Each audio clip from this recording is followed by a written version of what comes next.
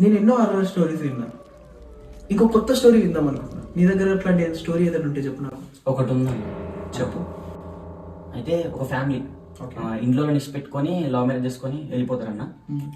చాలా దూరం, వాళ్ళకి దూరం ఉండి ఒక ఇల్లు కట్టుకొని వాళ్ళంతా వాళ్ళే సపరేట్గా దూరం, ప్రజలకి దూరంగా ఒక ఇల్లు ఇంట్లో ఉంటారు. వాళ్ళకి ఒక కొడుకు పుట్టిండన్న. కొడుకు ఎల్కేజీ అవుతుండు.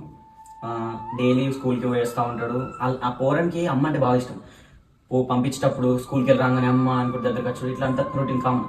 అయితే వాళ్ళ భార్య భర్తల మధ్యలో గొడవలై, ఘోరంగా సీరియస్ గొడవ అయి ఆయనతో అనుకోకుండా ఆయన భార్యని చంపేస్తాడు. కావాలని చంపేస్తాడు, అనుకోకుండా కాదు. చంపేసి ఆయన ఏం చేయాలో తెలియక వాళ్ళ ఇంటికి ఆయన గార్డెన్ ఆయన పాత పెట్టేస్తాను.